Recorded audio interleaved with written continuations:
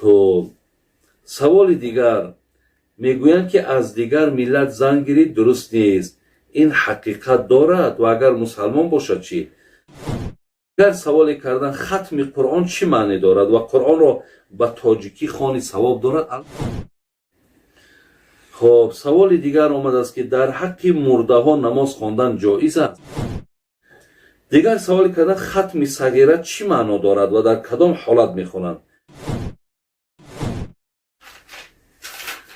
خب سوال دیگر میگویند که از دیگر ملت زن گیرید درست نیست. این حقیقت دارد؟ و اگر مسلمان باشد چی؟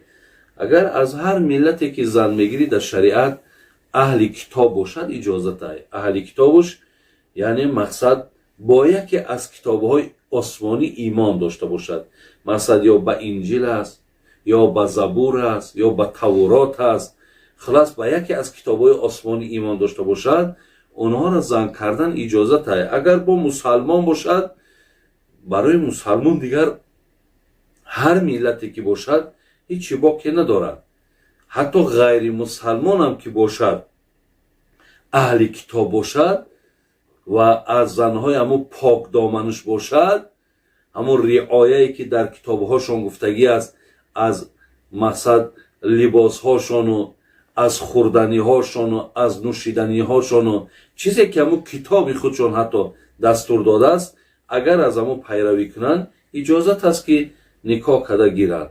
ولی باز من میگویم برادرای عزیز و گرامی که شما از همین ملت خودتان گیرین. البته بالاتر و بهتر و زیباتر و خوبتر همینه که از همین ملت خودمان ما و شما زن بگیریم. خب سوال دیگر آمد است که در حق مرده ها نماز خواندن جایز است؟ یعنی برای مرده گوییم که چیز نیست، برای مرده نماز مخصوص نیست. فقط ما 5 وقت نماز ما میخونیم و بعد او در حقشون دعا میکنیم، یا یگان آیتی از قرآن میخونیم در حقشون دعا میکنیم، یا در حقشون مثال خیر میکنیم. ولی نماز مخصوص برای مرده که در وقتش میگفتن، ولی اکو این چیزها اصل شرعی نداره که 2 رکعت حول گور میگفتن، مردم مقصد میخواندن، لیکن این به یگان مقصد دلیل ها و حجت ها اساسناک کردگی نیست. برای همین نماز مخصوص برای مرده وجود نداره. دیگر سوال کردن ختم قرآن چی معنی دارد و قرآن را به تاجیکی خوانی ثواب دارد؟ البته به تاجیکی هم که خوانی شوی قرآن است. به هر زبانی که قرآن میخوانیم البته ثواب دارد، ولی با زبان نازل شدگیش که زبان عربی است ما خوانیم، این نور با بالای نور میشود. ولی ختم قرآن چی معنی دارد؟ ختم قرآن هر یک آدمی که مثال در رمضان ببین، پیامبرمان هر یک رمضان 1 بار مثال ختم قرآن میکردن و هر یک انسان اگر در هر یک ماهی هم قرآن که از اول تا به آخر خواند، همین رو میگن ختم قرآن. ولی اگر مقصد اگر به شرطی که برای مرده ها و برای زنده ها یک عملی صالح است.